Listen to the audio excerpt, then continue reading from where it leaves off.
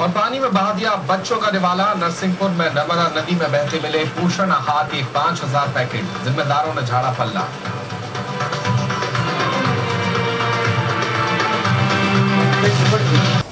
Break के बाद आपका स्वागत है। सरकार स्कूली बच्चों को पोषण आहार देने के नाम पर करोड़ों रुपए खर्च करती है, लेकिन जमीनी हकीकत क्या है, ये नरसिंहपुर में हुई घटना से उजागर होता है।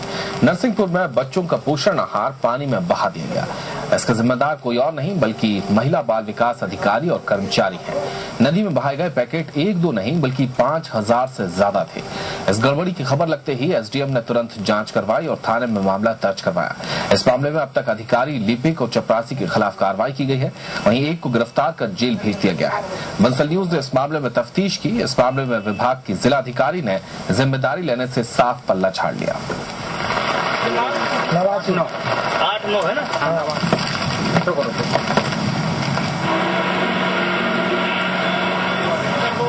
और ज्यादा जानकारी की बात करते हैं अपने संवाददाता पंकज गुप्ता से। पंकज, सबसे पहले यही जानना चाहेंगे कैसे खुलासा हुआ, कैसे पता चला कि 5000 बच्चों को जो पैकेट दिए जाने थे वो पैकेट नदी में बहा दिए गए? जी सरसाद, मैं बताना चाहूंगा कि 27 तारीख की शाम को 27 तारीख को 28 तारीख को कलेक्टर साहब का दौरा था गोडेगांव तहसील में जी, और वो सब ये चेक करने वाले थे, मगर ये हुआ कि उनको जब आनंद फानन में पता लगा कि कलेक्टर साहब का दौरा होने वाला तो उन्होंने अपनी गलतियां छुपाने के लिए जो 3-4 महीने से उन्होंने पोषण आहार आंगनबाड़ी केंद्रों को नहीं भेजा था, जिसके कारण उसमें सड़ गया था, फफूंद लग गई थी। इनकी आंगनबाड़ी केंद्रों की जो पोषण आहार की एक्सपायरी डेट रहती केवल 3 माह की रहती है, उनमें इल्लियां पड़ गई थी। तो उनको अपने आप को बचाने के लिए इनने पहले कंजई एक स्थान पे रखा गया और कंजई के स्थान पे रखने के बाद उनको जब पता लगा कि यहाँ पर भी हो सकता है कि इसमें यहाँ पर भी छापा पड़े तो उनने ले जाके नर्मदा में उसको विसर्जित कर दिया। अब जब वहाँ पर ठहरने लगे तो कुछ मछुआरे हैं और जो वहाँ के रहवासी हैं उनको। पंकज, आप हमारे साथ बने रहिए, हम आपसे दोबारा जानकारी लेंगे। इस वक्त हमारे साथ राधा कपूर फोन लाइन पर जुड़ गई हैं, जो कि इंचार्ज हैं पोषण पुनर्वास केंद्र की।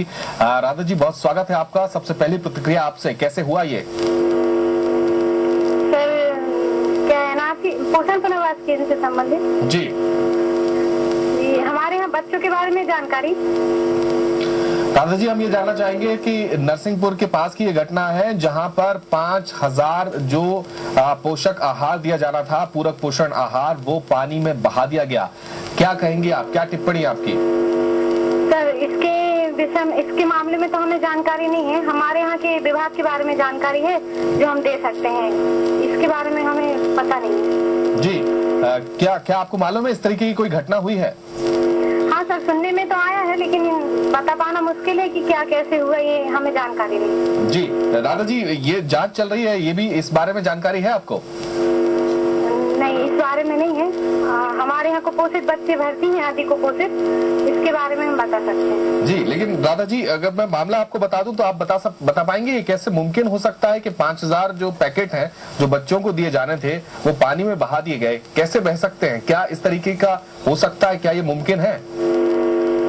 वैसे होना तो नहीं चाहिए। अब वो कहाँ किस परेशानी की वजह से ऐसी घटना हुई है, ये जानकारी वही दे सकते हैं जिनने ऐसा किया है जी। चलिए, बहुत शुक्रिया आपका राधा जी, हमसे बातचीत करने के लिए। राधा कपूर, इंचार्ज पोषण पुनर्वास केंद्र की, उन्होंने साफ इनकार कर दिया किसी तरीके की कोई टिप्पणी करने से।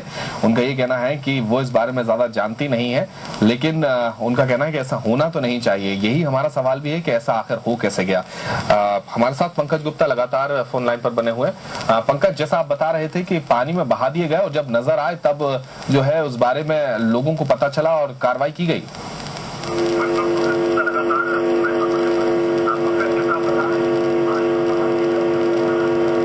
पंकज, आपको आवाज मिल रही है?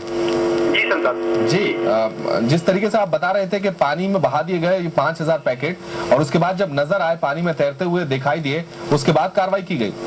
हाँ, उसके बाद भी कार्रवाई नहीं की गई। जब मीडिया द्वारा इस चीज को उछाला गया जी, तब कलेक्टर के संज्ञान में जब ये बात आई तब फिर उन्होंने आनंद फानन में अपने आप को भी बचाने के लिए कहीं ना कहीं पूरा प्रशासन इसमें जिम्मेदार तो रहता ही है कभी, क्योंकि निचले स्तर से जब करप्शन होता है, हालांकि हमारे यहाँ के जो कलेक्टर महोदय हैं वो बहुत ही स्ट्रिक्टली इस मुद्दे को ले रहे हैं और उन्होंने तुरंत कार्रवाई की मतलब कार्रवाई भी की है और एसडीएम को आदेश दिया कि खिलाफ दोषियों के खिलाफ जाके शिकायत दर्ज कराएं थाने में।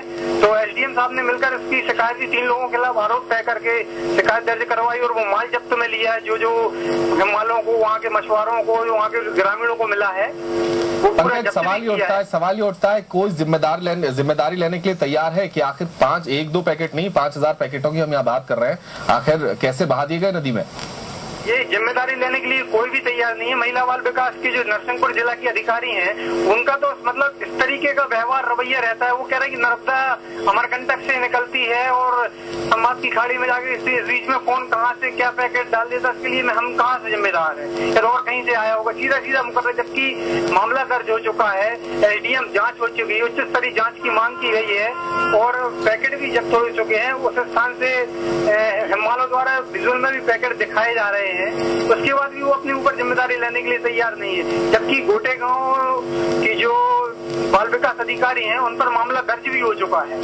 कितने लोगों के ऊपर कार्रवाई की जा रही है? आपने बताया कि स्ट्रिक्टली एक्शन लिए जा रहे हैं, कलेक्टर महोदय द्वारा एसडीएम को निर्देशित भी किया गया है। कितने लोगों पर कार्रवाई की गई है अब तक? जांच चालू है। अभी 3 लोगों के ऊपर मामला दर्ज हो चुका है, जिसमें एक बाबू है, एक कर्मचारी है और एक महिला बाल विकास अधिकारी गोटे गाँव है। चलिए, बहुत शुक्रिया आपका पंकज इस तमाम जानकारी के लिए। तो पंकज गुप्ता हमारे संवाददाता बता रहे थे कि कलेक्टर ने इस पूरे मामले को बहुत गंभीरता से लिया है और उन्होंने एसडीएम को निर्देशित किए हैं। 3 लोगों पर मामला दर्ज हो गया है, लेकिन महिला बाल विकास अधिकारी जो नरसिंहपुर की हैं वो जिम्मेदारी लेने से साफ बचती नजर आ रही है। और जो दलील उन्होंने दी है वो काफी सोचने वाली दलील दी है कि अमरकंटक से निकलती है और खंबात की खाड़ी में जाके नर्मदा गिरती है। इसके बीच में कोई भी कुछ भी कर सकता है। आप अंदाजा लगा सकते हैं कि 5000 पैकेट नदी में बहा दिए गए और जिम्मेदारी लेने के लिए कोई तैयार नहीं है। हालांकि जांच अभी जारी है।